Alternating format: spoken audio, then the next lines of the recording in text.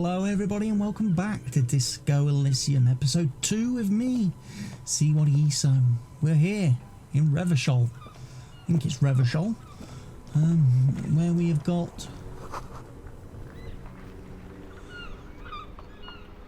some very impressive street signs.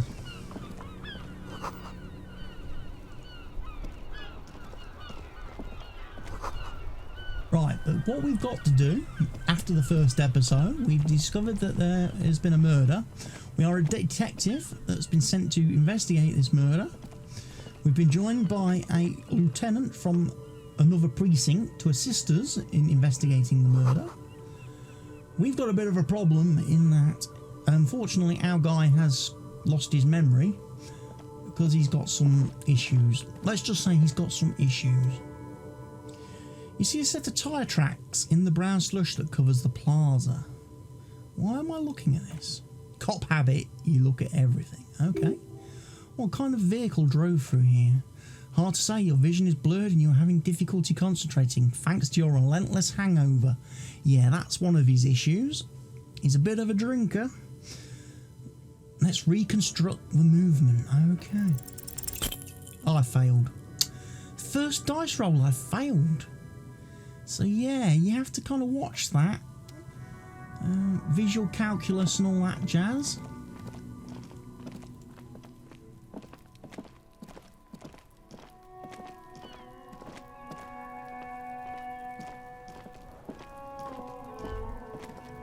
There's a kid.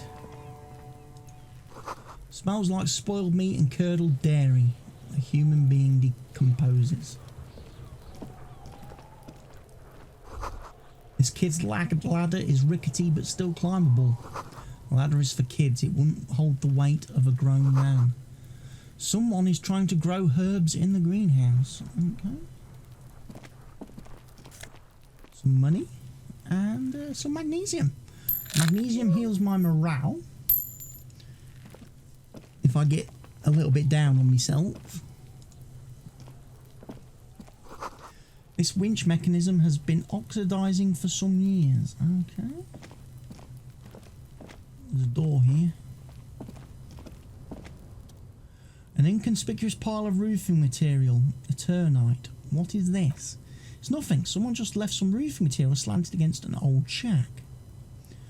Why am I looking at this pile of roofing material? And I failed again.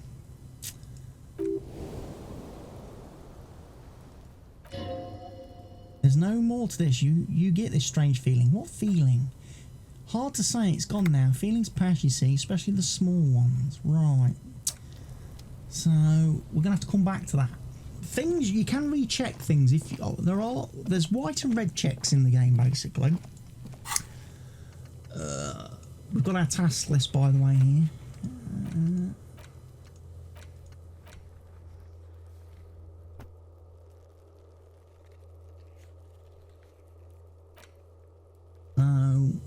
We've got a couple of things to do.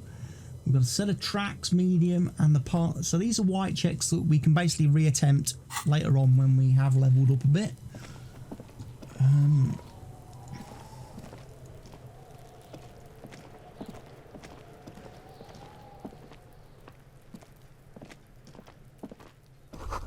Letter R wears a crown on the ribbon below, a light above descending. This is the logo of the municipality of Revachol. The trash container is locked. The sliding lid has a padlock that says whirling in rags. There's something in there, not necessarily connected to the case, but still. Why am I looking at you, trash container? You're just a trash container. Just a trash container? There's no such thing. Your fingers start to itch just looking at that padlock. Lieutenant, what do you think could be in there? Trash? Food waste from the cafeteria? They lock these containers to keep the derelicts from flocking in. Could be evidence too. Yes, I feel like there's something in there. What do you mean feel?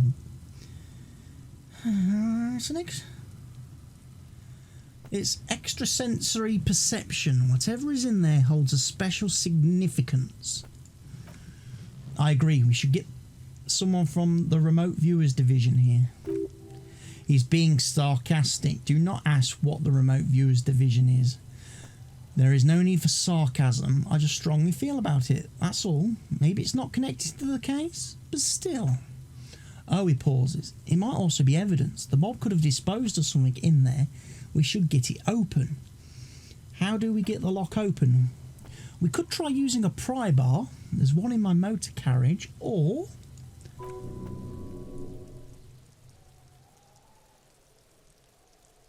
forget about the pry bar. Or Lieutenant? Or we could ask for the key from the manager of the Whirling in Rags. He probably has one.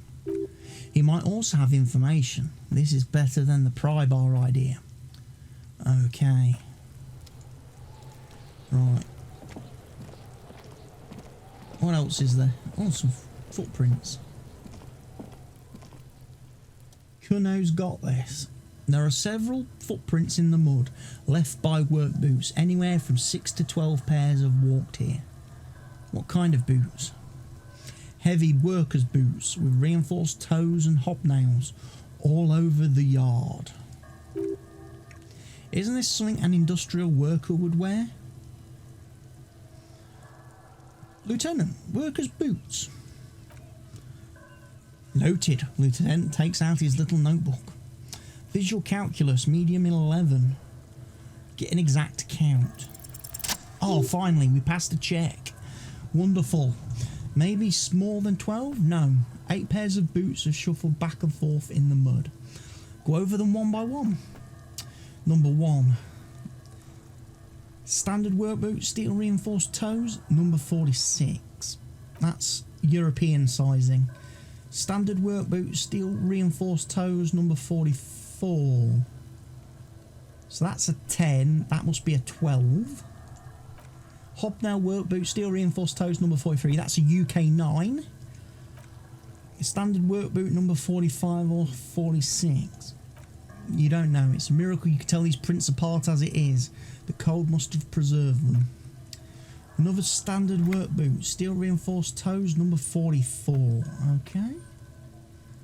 Light as air, even pace, same make of boot, but number 41. So that's a 7. Impossible to tell. Could also have been an adolescent. The gate is underdeveloped. I'm pretty good at this, aren't I? You're not bad. It's as if the whole world darkens. Everything else has a thin film of unimportance on it, and the tracks burn in the middle of it in a strange, beautiful way. Count the rest. The glowing outline of a standard work boot, number 46, but the imprints are twice as deep as the others. The weight exceeds 200 kilograms. In yet another standard work boot, number 44, there's an aberration in the pattern of the sole. However, the right sole is smoother, more worn. How many, Lieutenant? The Lieutenant has been tracking your eye movements. 8. I was pretty off then. I counted 20. Yeah, way off. Way off! He takes his glasses off and cleans them. This is not a man easily toyed with. I never get the hang of it. Hyperopia, he points to his glasses. Do you see anything out of the ordinary? Light step, number 41 shoe. A woman or a kid? I don't think there's any way to be sure. An aberration. One sole is smoother than the other. Interesting. Let's name it the odd sole. Do you have any ideas, Lieutenant? Someone operating a workbench with a pedal? Like a joiner at the harbour? He thinks for a second. Or maybe a drummer? He regrets it the moment he says it. Don't say anything, just nod. I don't know why I said that. We're not looking for a drummer. We're looking for a group of dock workers. The Lieutenant clearly appreciates the chance to clear up the drummer issue himself. He raises his index finger. Perhaps it could be a driver. A driver would wear out the right shoe before the left. The accelerator is on the right. Interesting. If only I'd come up with that idea. We should keep our eyes open around the traffic jam, see whether anyone strikes out as a potential suspect. Seems prudent? No? Yes, prudent. Okay, there's a heavy one. 200 kilogram impression. 200? He thinks for a moment. Could it be the combined weight of two people?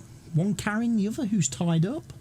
Let's say a heavily built worker carrying a similarly built, soon-to-be dead man? He might be right. 200 kilograms of living weight is unlikely. One of them was carrying him over. Possibly, yes. The lieutenant marked something down in his notebook. You're thinking, why did they have to carry him?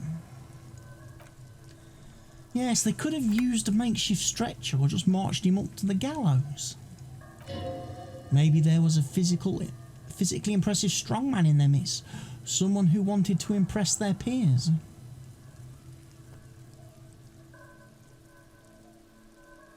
Maybe the carrier wanted to impress their peers with a display of physical might.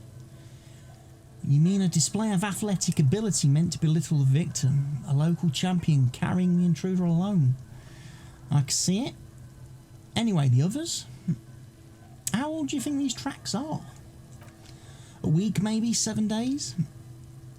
Would fit the time frame provided to us by the caller who reported the hanging. It's not impossible. How do you know? I pulled last week's forecast for the coastal Revachol. 7 days below freezing. The day before, the day of his hanging, was the last warm day. Correct again. Sub-zero temperatures would preserve the tracks in a good state. The commotion here could have taken place a week ago. So what do you think happened here? What do I think? A mob of people brought something heavy to the tree. One of them was carrying the victim, and they shuffled around, especially under the tree. Then after hoisting him up, they stood in a semicircle facing his direction. At first glance, this appears to be a lynching. Indeed, they all stood in a row here and looked at the tree. Yes, everything fits so well. Carried him over, hoisted him up, watched him hang. This is easy. Isn't it strange to have your assumptions confirmed like this? This is what someone whispering suggestions in your ear would like you to feel.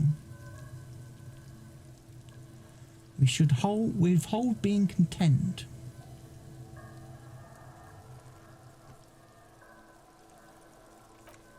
What? Withhold being? What are you? Mild to moderately disabled? Doesn't feel like something you should do. Live a little.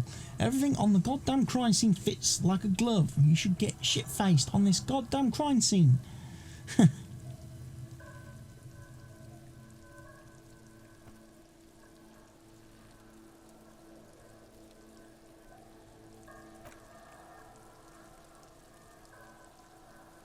Regardes le retard. He wants to have fun without alcohol. That won't be fun. That'll be boring and sad. Detective is staring at you as you clutch onto your tie.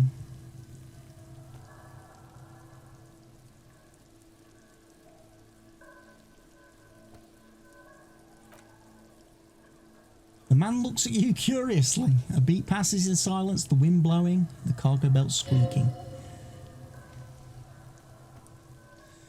The lieutenant doesn't understand what's happening right now. You're twisting at your tie, looking sweaty. Even by your standards, he needs to say something. I agree, he clears his throat. Our assumptions could be wrong. Better not have them confirmed just yet. Do you see anything else? We've been through it. Right, let's talk to the kid. Kuno's got this! Boy throwing rocks at the dead body can't be older than 12. If there was ever such a thing as an ugly kid, then this is it. He's almost exquisite in his ugliness, like a gremlin. Oh yeah, Nabba Kumpy, Kuno.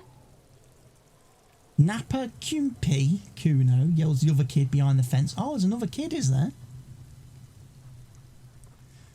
Hey kid, a word. Police business. Right in the dick, Kuno. Get him right in the dick. The children ignore you. Love it in the dick! Whoa. That's a bit harsh. I'm glad they censored that out. The boy is sweating profusely. His eyes are like two black holes and his jaw is twitching as if trying to break free from the empire of his body. Stop throwing rocks at my crime scene. Fuck that Kuno! Yeah, right in the mouthful! They pay you no heed or pretend not to notice you. The shit himself! The rake, Kuno! You should throw the rake at him, Kuno! The fuck does Kuno know what a rake is? Kuno's not a gardener! Goddamn right he's not a gardener, he's an athlete. Every rock connects, making the battered corpse look just a little bit worse. You got a good hand, kid. What? You wanna fuck Kuno now? What's the matter? Kuno's got you cornered! Nothing to say? He's swaying from side to side like a vicious rooster. Who's the man now, huh? Kuno's the man! You wouldn't believe the pussy Kuno tears up! What is this? What was that, Kuno? Nothing, see? Nothing. Just slicing some bacon. Alright, entertain the Kuno. Show me what you got. What you got there? What you got, huh? Show me what you got. Kid moves his hands like a basketball player dribbling fast. Irregular speech patterns, overconfidence. Could this kid be on drugs? This warrants further investigation into this Kuno. I gotta ask, who is Kuno? Kuno's Kuno Pig. The pig, the boy points to his chest with both thumbs. It's always Kuno, never I. Clearly the kid's using the third person perspective as a shield. Kuno, primal, violent. Kuno, sounds like something you'd call a rabid dog. Yeah, his eyes light up. Think about it. Think about that rabid Kuno shit. He seems glad someone understood what he was going for, but right as he's getting distracted, you hear a malevolent hiss from behind the fence. Watch out, Kuno, he's trying to fiddle you. He's going to put his hands on you. The thing behind the fence starts squealing, shrill and violent like a fire alarm. The sound gets louder as the child shouts at the window overlooking the yard. Help! Pig's got Kuno! Help! Rape! Help, the boy joins in. He's got the Kuno! Help! Everyone can hear. You need to get the hell out of here before. Just answer the questions. Help! He's digging his dick out! What? Escalate, Kuno! His dick is out! You're afraid! Pigs are hurting Kuno! Somebody please! It's full blast now. The wind carries the message far and wide across Martinez.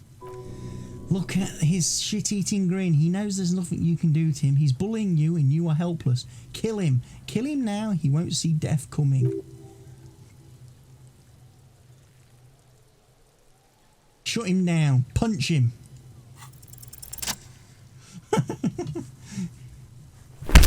Oh, vicious left hook to the face. Bump. The blow connects surprisingly well, leaving your knuckles tingling. Kuno feels it. This was no light tap. Puh, what? 12-year-old kid is trying to get his bearings.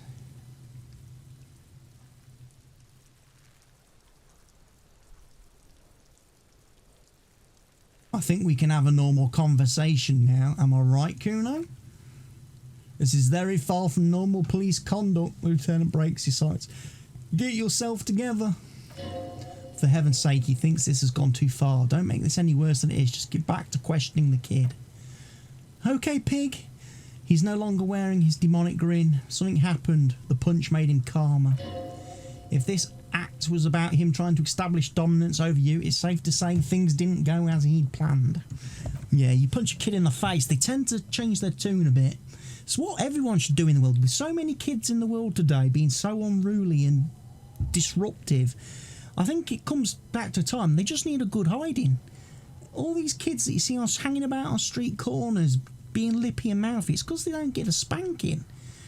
I guarantee you slap any one of them and they'll fucking shut right up. Kuno knows how to respect that violent shit. You should see Kuno's dad. Kuno's dad doesn't give a shit about anything, he declares with pride. The creature behind the fence has fallen ominously silent. Only her eyes are alive, jumping from actor to actor. Okay, pig. Talk to Kuno. We're back in this shit. He brushes the dirt off his pants. The fuck do you want? About the crime scene. You kids play in this yard? Right, pig, this is where Kuno plays with his little wooden choo-choo. Fuck do you want with it?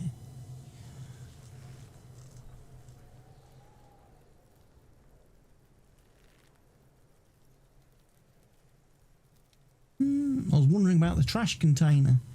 Don't be wondering about Kuno's shit, pig.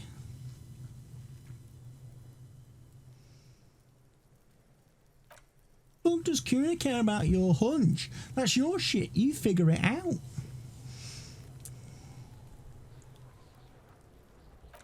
Kuno, there's a stack of etonite back there.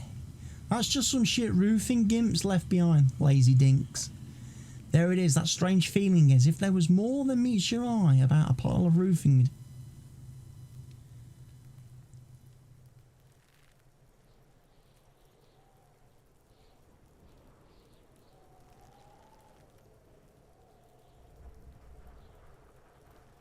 With my inner eye. Inner eye? Fuck are you talking about? Ask me a normal question, pig. They're trying to make you feel stupid, Kuno. What's in the greenhouse over there? Kuno, he shrugs. Kipped ass gardener used to work there. Kipped is a pejorative term used to describe people of South Seminoles or Areopagite descent. It used to be a common first name. Not so much meant. Hold on, the gardener used to work there? Yes, that's what Kuno said. She couldn't handle the heat. She took off. Kuno can take it. He fills his lungs with the rancid air. His eyes get a little watery. Shit's nothing to Kuno. You mean the young woman by Whirling and Rags, that gardener? Look, Kuno doesn't explain shit. Kuno just says shit. He looks you in the eye, nods, as if agreeing with himself. Yeah, her. What was she doing in the greenhouse in March anyway? What kind of gardening is done in March?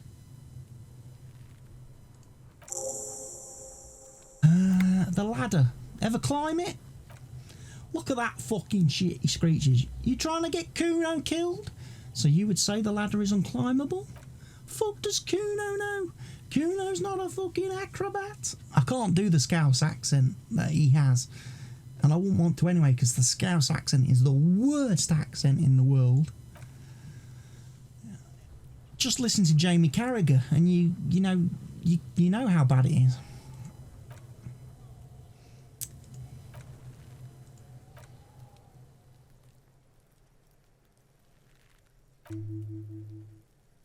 You're way beyond normal. We are in the star.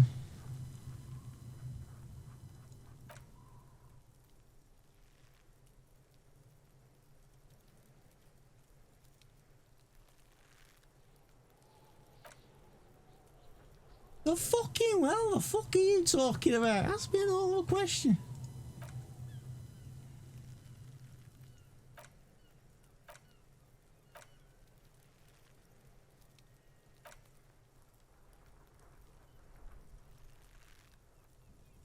Kuno, don't talk.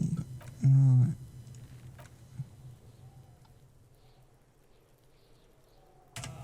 Can I not back out of that? Have I got to say something? Oh.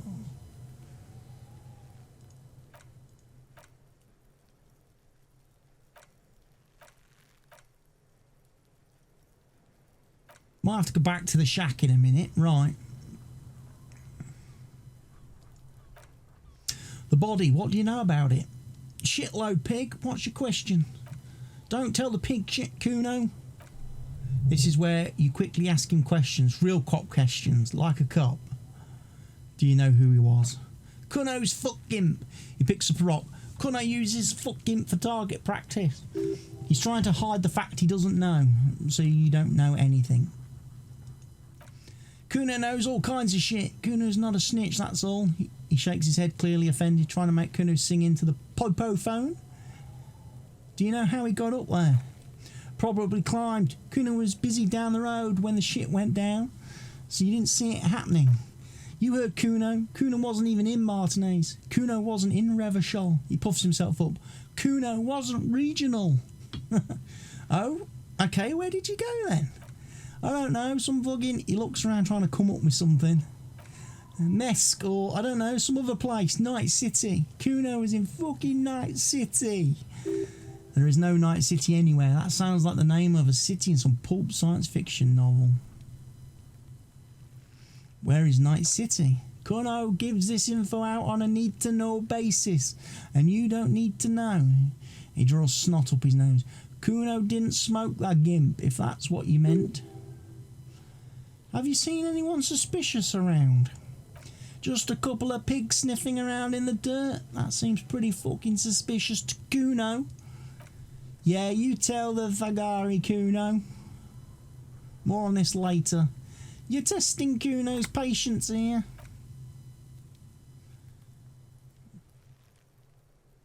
Figure out what's wrong with the kid.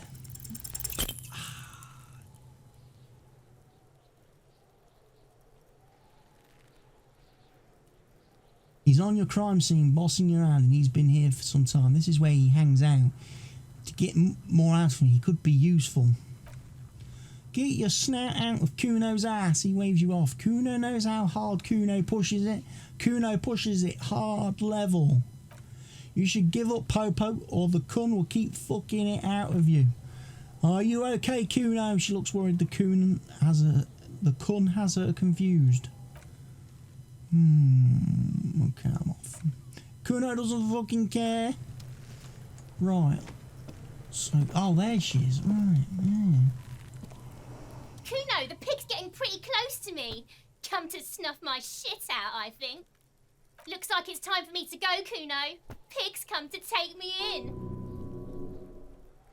I'm going away for a long, long time, Kuno. Going away for life. What's going on there? Fuck are you trying to pull, pig? I come from the woods, Kutavitu. You don't want to go there with me. You don't want to see what I've seen. Don't be traumatising here! Get the fuck out of here! Let's have a look at the body then. Bulging white eyes, the face around them does not look human. It's swollen and ready to burst. His lips are fish-like and his tongue like a ball gag in his mouth. You seem to be holding your breath. Look down. A cargo belt twists his neck at an unnatural angle. The body below appears stiff. It's letting out an ungodly rot. The smell seeps in even though you're through your clenched nostrils. God, what is that? Why is it so bad? Active decay. The lieutenant raises a white piece of linen to his nose. It's okay to throw up, officer. No one is judging. He's about to blow. The cop's about to blow, Kuno. Smell of repulsive smell. It pushes in from your mouth, more instant and more familiar than anything you'd expected. More fever than odour. It fills your mind, flushing you from within. Try to walk away. Oh, that's grim.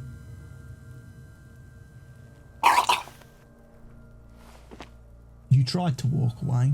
Too late. It's impossible to keep it in. Your body kills and pushes it out, burst by burst, till a pool of vomit lies under your feet and your throat stings from the stomach acid. The smell of Commodore Red rises from the pool. Among it, distilled spirit and bits of shish kebab.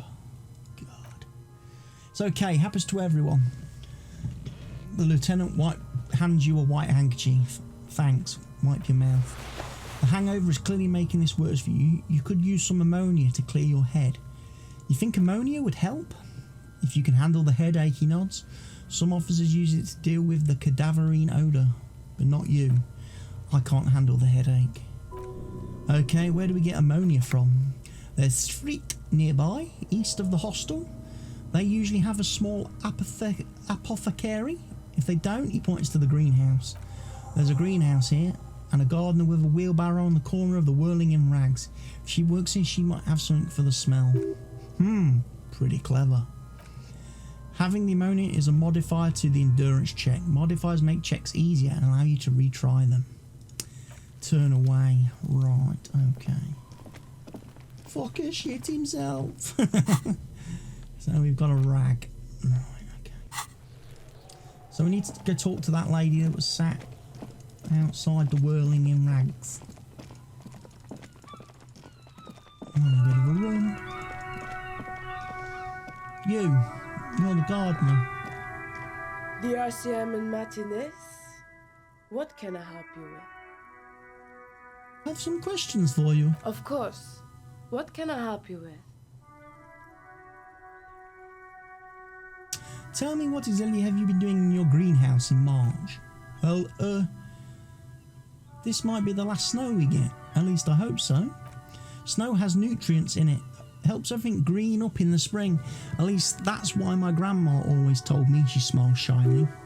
You think about the cute grandma, not the weird snow.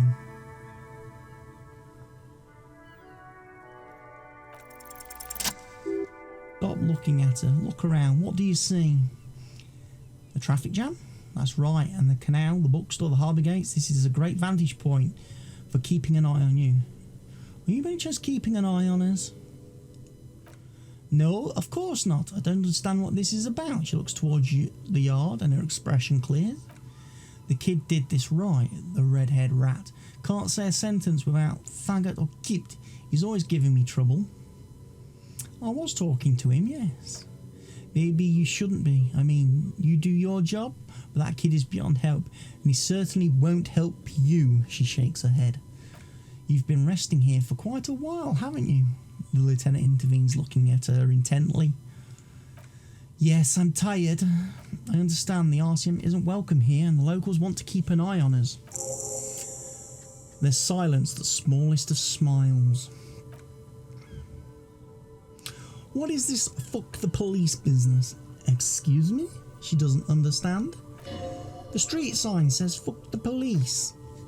Point to it. Oh, she cranes her neck. Well, I didn't write it there, I'm just sitting here. What about on the other sign? Pigs go home. It's alright, I didn't mean to startle you. My partner told me you may have ammonia. Can I have some? Sure, I'm done with it. She takes a small capsule out of her breast pocket and hands it to you. Go easy on the stuff, it gave me a terrible headache. I have to run. Of course, I won't hold you back. She wipes her brow with the canary yellow glove. If there's a corpse, then you're going to need those gloves for the autopsy. One more thing, can I borrow your gloves? Sure, keep them. I have another pair. She hands you the rubber gloves with no visible annoyance. Really, none. Maybe just a tiny bit of annoyance. Okay, thank you. Right, so we've got some gloves. We also need to go talk to the fella in here again. Gart, don't we?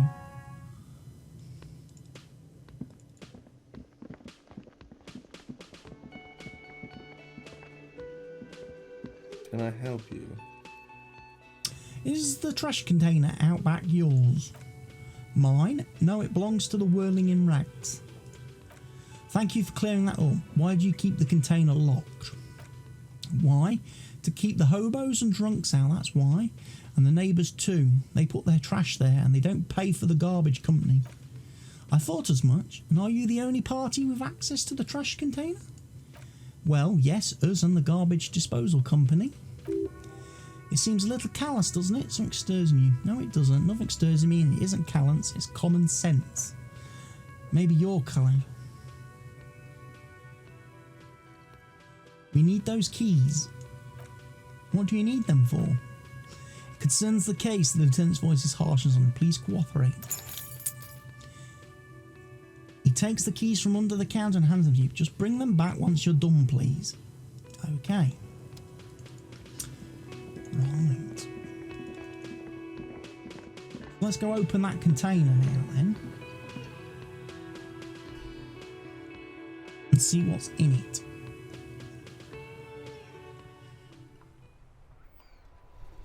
Before I do that, we've got an ampule of ammonia. We've got some gloves. We'll put the gloves on. If we're going to be rummaging around in a trash bin, we probably want to.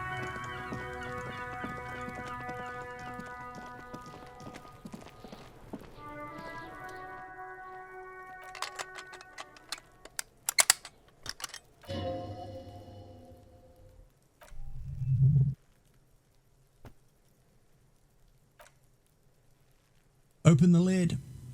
Didn't I have a premonition that there's something in there? There is, but you won't like it. Okay, open the lid.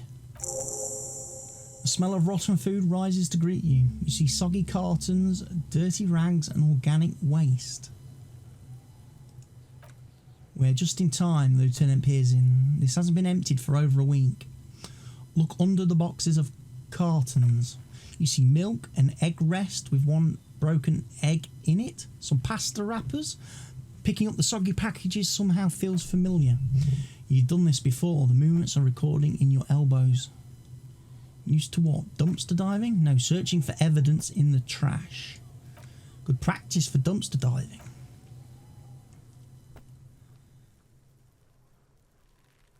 Pick at the rags. Among the threadbare kitchen towels, something catches your eye. A pair of denim trousers. Grab them. As the legs of the slime-covered jeans begin to spool from the garbage, a rank corpse smell fills the air. The victim's clothes. The lieutenant smells them. Cadaverine odour is faint. If these belong to the deceased, they were removed when he was still in the early stages of decay. Lieutenant produces a plastic bag.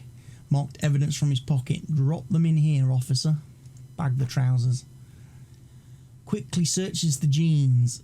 Guitar marked blue jeans, pockets empty or emptied. He wore them with a belt too, a wide belt. The loops appear stretched, but he looks into the container. The belt is missing. That's it. Do you see anything else in there? I have another bag here.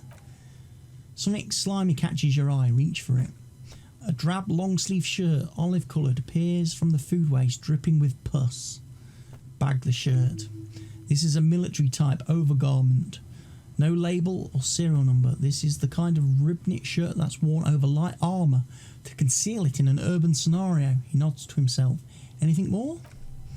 The rest of the rags are just kitchen variety waste, just garbage. That's all I think.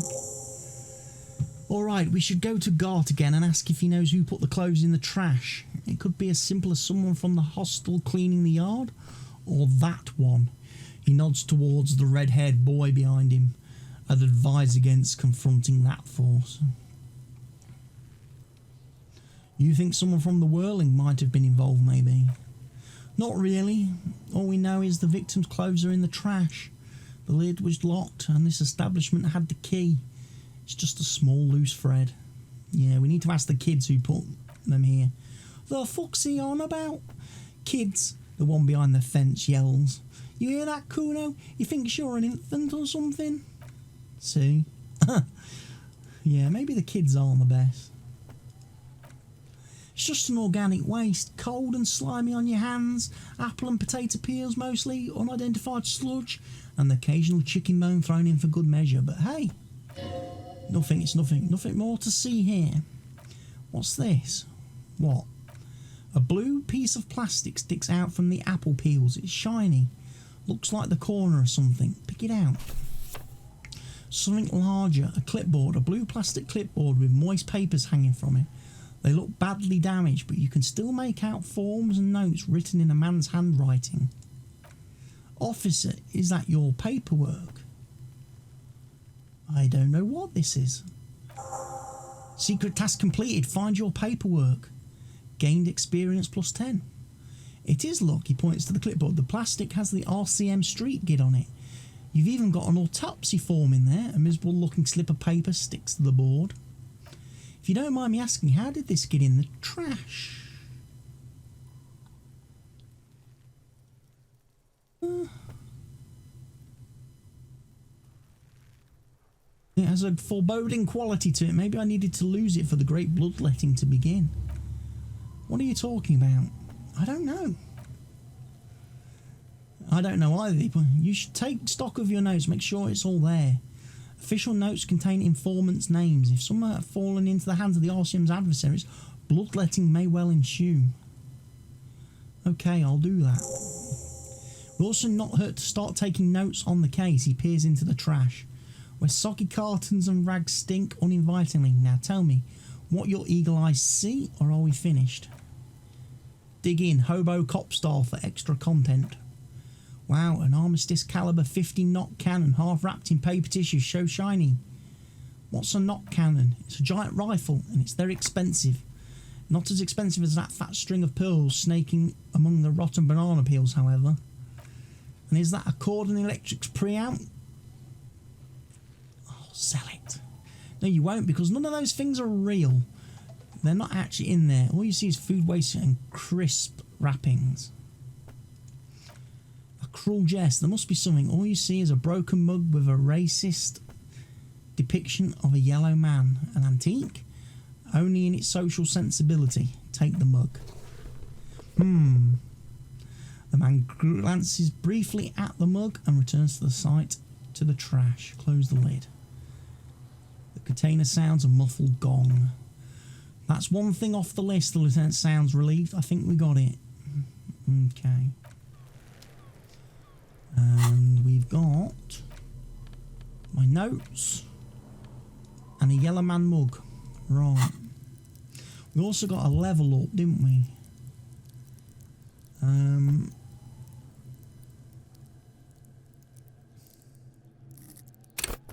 think what did I have to do? I had to level up empathy, didn't I? To talk to Kuno.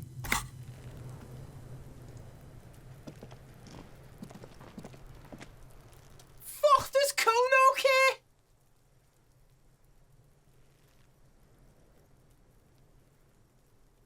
I talked to the gardener. She said not to listen to you. Pig, Kuno Smell. Do you have any idea how fucking stupid that sounds?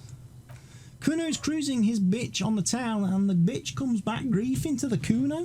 What is up with that?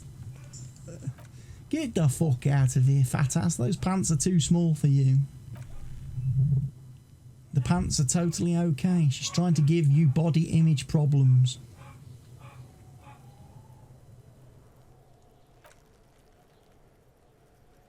The dead man's clothes were in the trash container. How did they get there? Yeah, Kuno doesn't know shit about that. The shit is beneath Kuno. I need to know. It could be a lead in the investigation. Someone may have tampered with the murder scene. Listen, he stops you. Kuno doesn't care about this small-time shit.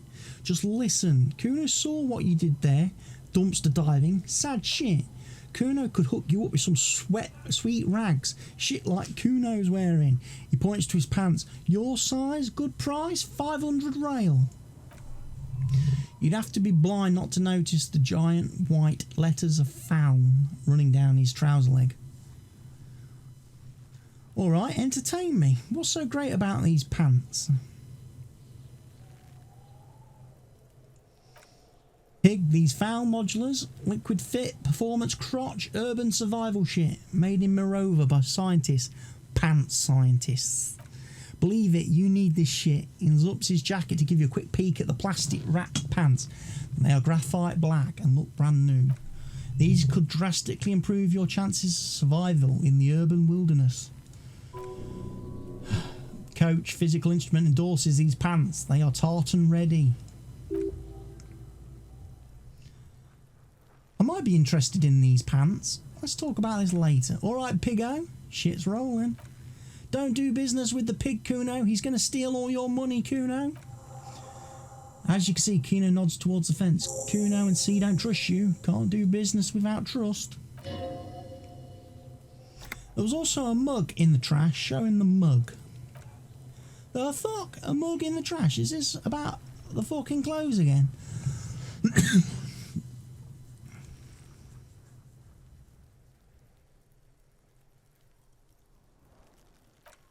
Yeah, Kuno sees where this is going. Kuno's got the fat. You're saying you pigs are after the mug fucker because he's the clothes fucker. Can't hear you, Kuno. Speak louder, Kuno. That's exactly what I'm saying, Kuno. Someone has tampered with the crime scene, cleaned some of it up. Shit, that's tense. He thinks for a moment. Someone's going to the beat down basement, huh? Mug guy gonna get tied to the radiator. He nods in approval. The kid may have something there. He's already come up with an interrogation technique too. Kuno doesn't know who put the shit in there, and if he did, he wouldn't squeal. But if you find out, maybe you can. Tell the Kuno who it was. He's curious. He likes putting two and two together here. Stop turning into a pig, Kuno. They're trying to get you hooked on the snitching. She lets out a hiss even meaner than before. Get away from Kuno. Yeah, Kuno jumps back. Get your bacon shit away. Kuno doesn't like to be seen with the popo. Get your shit done and get out of Kuno's face.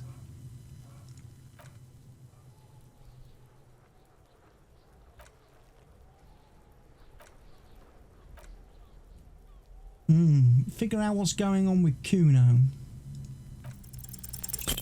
Failed again? Let's talk like normal people.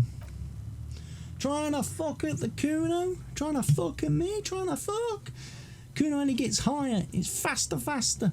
Can't tell you the Kuno, stay out of the reactor. Kuno gonna fuck you up. She pumps her bony fists in the air. Up.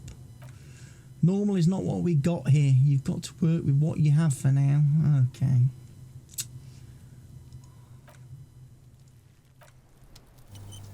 Can't get the pig to squeal. Let's go back. Let's give the keys back to the guy in the whirling in rags. Can't believe I failed that check. 72%. Freaking dice rolls in this are a bit freaking crap at times. I could understand if I'd had a low pass rate, like if it was a 30% something failing, but at flipping 72%. Can I help you?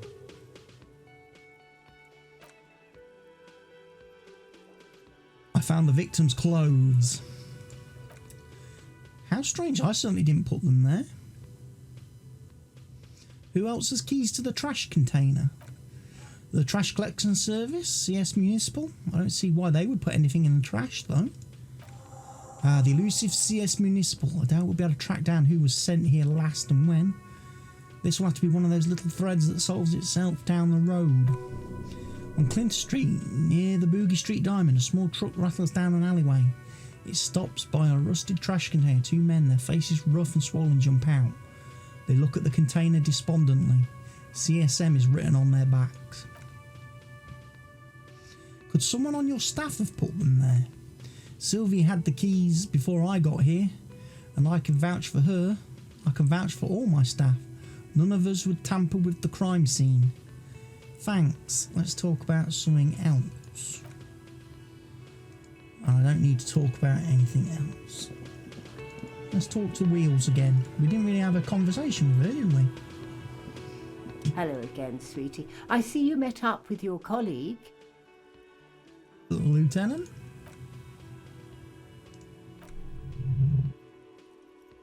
Who's sweetie? Why? You are, officer. And I have am. you found anyone to be sweet to? I don't know. Wink. Maybe I have. You rascal. I'm too old for you, and too married besides. Your advances haven't thrown her off one bit. In another place and time, she would have probably welcomed your attention. You must forgive me. I'm getting so scatterbrained, I completely forgot to introduce myself. I'm Lena. My husband Morel and I are staying with our friend Gary just down the street, but I come here for tea when they're away. Her eyes glitter over the rims of her glasses and she looks up smiling. You seem to be in a chair. Yes, dear. I'm a paraplegic.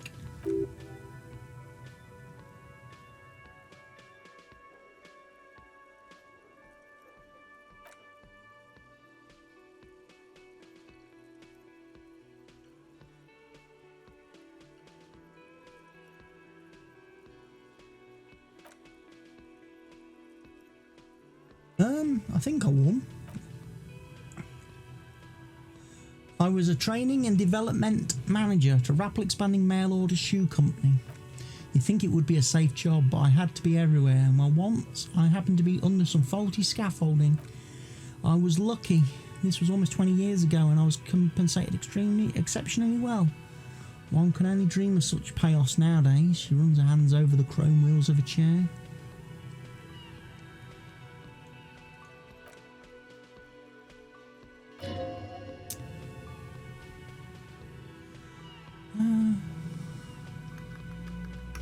How would you like to roll with me? I want you to be my wheelchaired partner in fighting crime, riding backyards of corpses, catching sequence killers. Sequence killers? Oh my, she sounds impressed, but I think you already have a partner, sweetie. I know, but there's also side mysteries. Sequence killers and forays into the paranatural. I can assure you with absolute certainty there's no sequence killings taking place in Martinez. Now, gentlemen, no need to squabble. She turns to you. I wouldn't be of much use to you anyway, sweetie. Why? 3 heads are better than 2. Thank you, but she looks out the window wistfully. Martinez isn't the most wheelchair accessible place, you see. I'd slow you down. I don't know if you noticed, but I don't know where I am or what I'm doing or anything. Her eyes follow your movements with some concern. Yes, officer, you look rather dazed, like a stunned fox. But surely things can't be that bad. She won't judge you no matter what you say. I hope you're right. I hope it's not too bad. You know where we are, right? Yeah, the Whirling in Rags cafeteria. It was on my keys. That's right. And where is the Whirling in Rags cafeteria itself located? In Revachol. Yes, indeed. We are in the fine city of Revachol.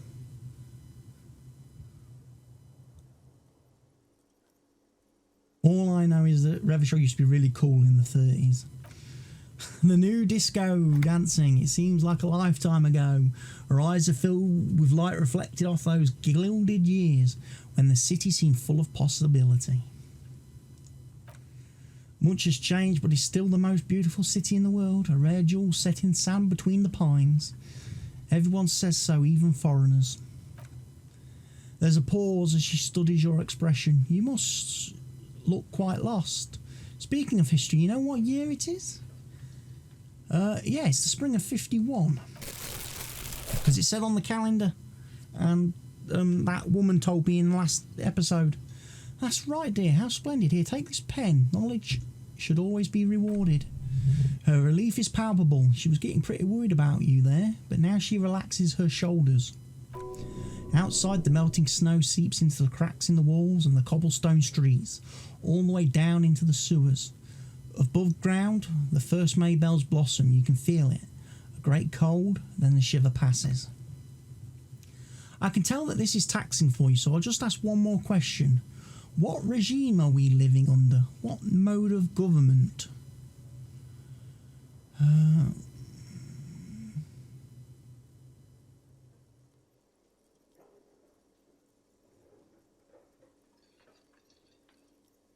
Cop. We're living under the cop regime. Actually, she raises a finger, we are not. You could say that about almost any other nation, but not Revachol. Try one more time, sir. What mode of government?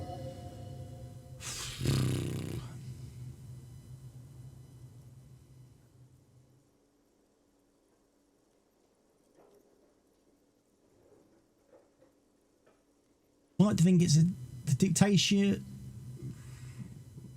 Something tells me it's not. Oh, sweetie, she smiles a sad smile. It's really not. There used to be people who thought that way, other people who wanted those things, but they all went extinct. Revachol is a zone of control led by an alliance of foreign powers called the Coalition. We have almost no government of our own, and certainly no dictatorship of the proletariat. But they still have cops. I don't know what to say, I'm so disappointed. It is quite disappointing, yes. A lot of people would like some form of representation. There's talk, but for now the RCM is all we've got. If there's no government, how come there are cops? Oh dear, she shakes her head, suddenly very worried. And you were doing so well. There aren't any cops in Revachol, not in the traditional sense. The status of law enforcement has been a complicated matter since the revolution. But we should stop for today, sweetie. You look like you need a break. Besides, I'm not the best person to explain the big things to anyone. So how did I do? You were doing quite well up until the end there. It does look like you're having trouble remembering things. History and places, remembering reality. In a word, it's very odd. A sigh, the lieutenant buries his nose in his notebook. That notebook's starting to concern me a bit. It's like he's keeping tabs on me and not the case. But maybe a fresh set of eyes is what this world needs. And while I'm no doctor, such bouts of amnesia are often temporary. So I wouldn't worry too much. Who could tell me more? Someone more educated in sweeping matters. Maybe you should ask, she turns to the lieutenant. No, he looks away. I'm not an encyclopedia. I won't be a guide either. I'm a detective. Of course, she turns to you. Then I don't know. Someone rich, maybe. Wealthy people are educated, though I don't know where you would find a wealthy person in Martinez. Right, I've got to get going now. Because we've still got a body up a tree. Which isn't very useful, is it? I have to admit.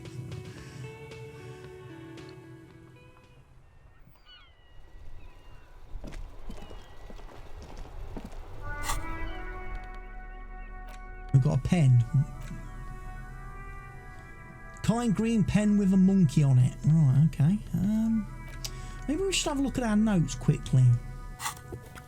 It's the ledger you found in the trash. A pitiful cabbage of white and yellow papers hanging from the plastic board, barely held together by a metal clip. This sad display is made complete by the faint smell of urinal cleaner. Anything else? There's a piece of toilet paper, or is it cleaning tissue? No, it's toilet paper, desperately sticking to the back of the blue plastic clipboard. It's a metaphor for you. Thank you, Waterlogged Ledger, for spelling it out for us. Inspect the toilet paper. Take it off. Inspect the clip. An aluminum block runs down the width of the board, biting down on the paperwork.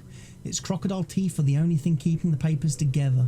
A regular pencil, the tip worn down to nothing, has been attached to the clip. Run your fingers across the aluminium. The surfaces are interrupted by a silvery sticker. It's rectangular, sparkling with iridescence. It doesn't know how you didn't notice it before. Looks like an official mark, made to be low visibility outside the right circumstances. It is similar to the RCM watermark on your blazer, the lieutenant mentioned. Didn't he say something about the headlights on this motor carriage? Lieutenant, is this one of the hologram watermarks you mentioned? What? He's lost in his own notes. It takes a moment for him to see it. Yes, a halogen watermark used for adding information to RCM property. Interesting. What kind of information? It depends. Aside from an anti-counterfeiting stamp, mine has my station number and address. The information varies by date of issue. Maybe yours will have how many cases you've solved. How many years you've been on the force, he's thinking. I'll have that. How can I read it? Any capable light with the right wavelength will do. Before you mention the headlights of your vehicle.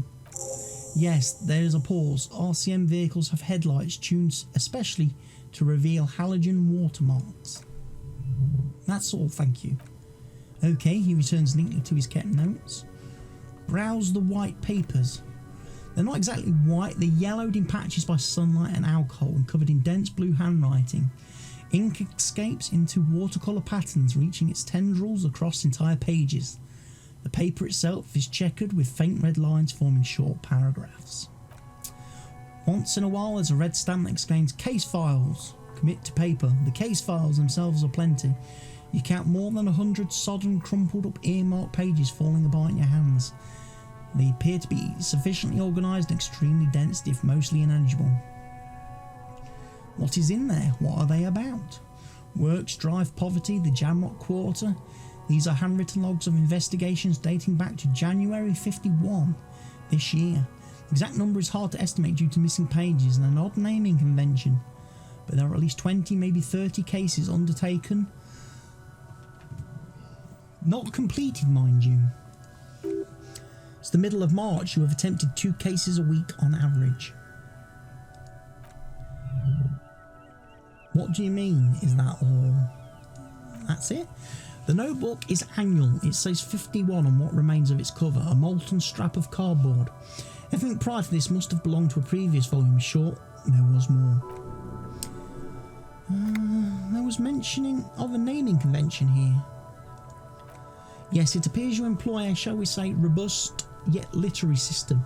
Each investigation has its case number written on the margins, yet still more tellingly, most are accompanied by a name. A title, one might say even. One draws inspiration from Snoop fiction and Vespertine cop show staples. Oh my, they're written in capital letters too. Yes, all caps. One is called The Next World Mural, another The Square Bullet Hole Murders, another Yet Unsolvable Case. More? Others appear more light-hearted. The Guys on a Couch in an Unexpected Location, and The Murder at the Hooker Parlour. Even the rare article-free Collapsing Tenement. Murder features prominently throughout. You like this grimy murdering, don't you? Wish there was one in there about a drug den. You love those. Gets the blood pumping. No, you don't. You're a human measuring instrument, almost entirely intellectual. Kim, my cases appear to employ some kind of naming convention. You mean the alphanumeric? Officer precinct, time of arrival at scene? No, I mean non-numeric, one with titles. Oh, you mean the titular? Yes, well, so do I. In our defence, almost everyone in RCM does. Why is that? It's a holdover from the early days of the RCM, right after the revolution when organisation had little idea how to do things. It persists in an unofficial capacity. Officers use these titles to refer to their work among themselves. I seem to have named a case the Square Bullet Hole Murders. Again, in your defence, I seem to have named one, he peeks into his notes, the man with the hole in his head. That was a real person, his death was real. Still, I named it that to amuse myself. Wow. He smiles. I prayed to his loved ones never find out. What happened to him? Rail spiked through the head, he died. It was a workplace accident. Is 2 cases a week a good caseload, Lieutenant? Huh? He raises his nose from his notes. 2 complex cases to undertake is a lot. Yes, you really have to push yourself. I would not suggest it lest you start making mistakes. 2 cases a week appears to have been my load, Lieutenant. I'm not sure I completed them, though. 2? He raises his bow. That's a lot. I didn't mean to say you're making mistakes, by the way. That was presumptuous. A nice brisker pace, the way I like it. I prefer normal caseload. He turns back to his own case files. It's a matter of methods. Not you. You are an internal machine. There is, for precisely one more. 15 pages near the end remain untouched by the damage. The checkered grid forms a structure of passages, breaking the case into subtasks to accomplish. Commit to paper using the pen Lena gave you.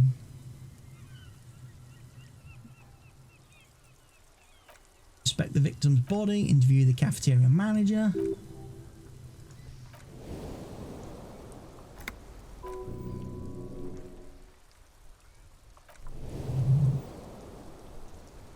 Completion. Have you by any chance named our case? No, actually. Any ideas? The Hanged Man. Great, that's great. That's what I was thinking too. The Hanged Man. Good strong name. We have a good name for the case now.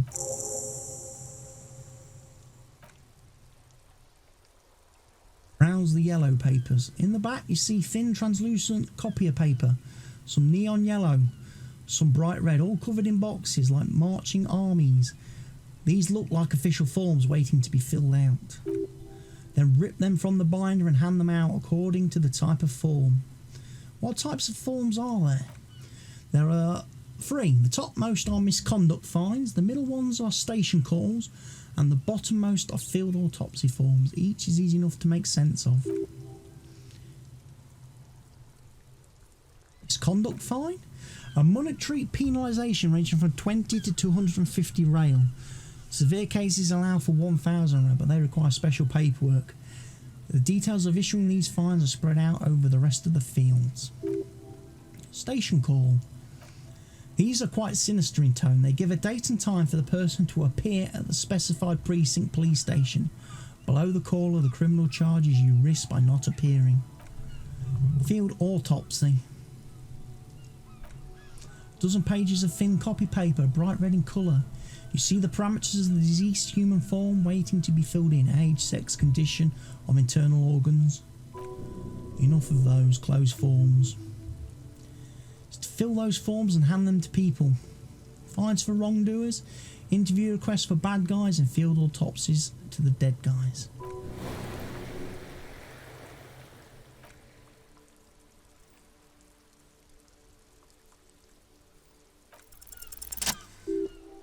Yes, you can piece them together using the alphanumeric code on the margin.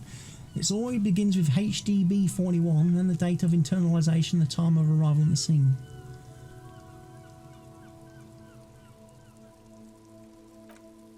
Why yes, your precinct number is 41 and the HBD?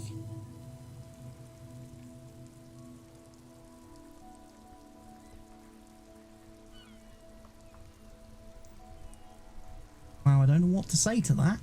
So HBD are my initials. Okay.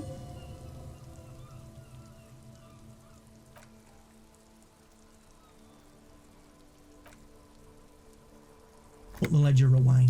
Right. Well, we're kind of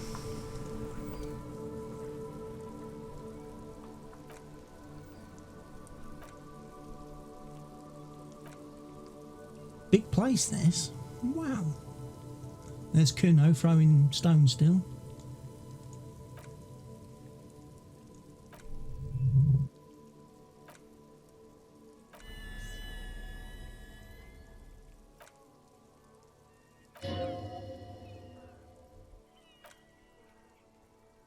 What is down the shore? Urban coastline. Beyond that, Coal City, end of all line. What's in the east? There's a frit on the corner. Plastic coat is folded. Strike breakers have gathered. Beyond that,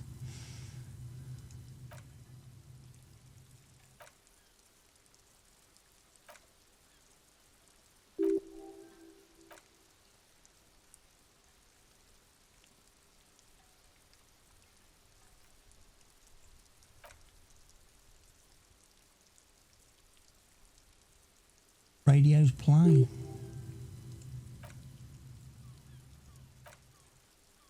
Traffic jam, rain thrumming on the roofs of motor vehicles inside. Drivers watch water streaming down the windshields. The statue of a king shudders. He too is cold. The canal bridge has been raised. What's on the other side? The road ascends. A raised motorway loops above the ghetto. Beneath its concrete columns, a sea of rooftops, woodwork and tar stretches northward. 4-storey buildings as far as the rain can fall. The snow melts in Jamrock. What is Jamrock? Revachol is the capital of the world. Jamrock is the capital of Revachol. Droplets form on your eyelashes.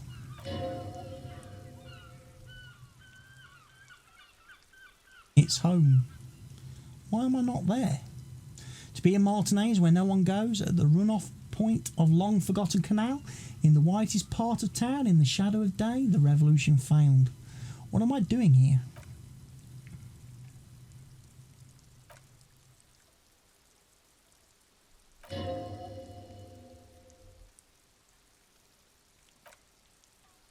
Torsten McLean, a standing guard. Torsten wears jeans and a fishnet wife beat. Satellite officer Vic Quamer passes by and the young man remarks to him, "Where's your homo, homie?" What? It's not like that. They're what you call heterosexual life partners. They have a battle-tested relationship, a bruderbund, if you will. Yeah, he opens his umbrella, but the wind immediately turns it inside out. Heterosexual life partners. Funny appareil. Vic struggles with his umbrella, the ribs are protruding from his cami. Male-centric workplace humour. Have you seen him? Is there something wrong? No, nothing. It's just Jude went to his place and found the Monday mail unopened. I think he's still there. You didn't like drink with him over the weekend, did you? That would be irresponsible. With that animal, never again, man. What is he still doing there in, you know, south of the interchange? What was it? In Martinez. He's in Martinez. Your vision blurs, you wipe your face with the hand. The rain stings your eyes, making you look up and blink. What's above? Coalition aerostatics hang like apparitions under the cloud cover, way up there where rain forms. Rotors flutter silently, your sight clears.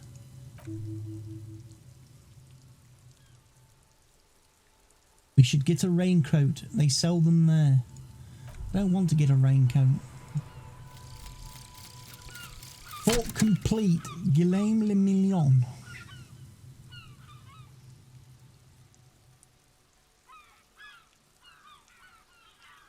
Autoerotic asphyxiation.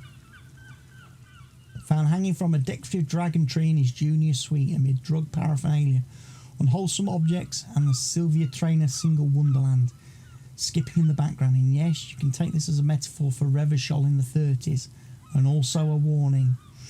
Pain threshold has been increased by 1. All physical learning caps or psychic learning caps raised by 1. Okay. Well, we've kind of reached the end of this particular episode. We've done a little bit more. I've had a bit of a struggle. I haven't been able to get the body down yet. And I'm having a real hard time passing the dice rolls to be able to get any more information out of the kid, Kuno. So perhaps we'll have a better look in the next episode. Be sure to come back and join me for part 3. I've been Siwari Iso. Goodbye for now.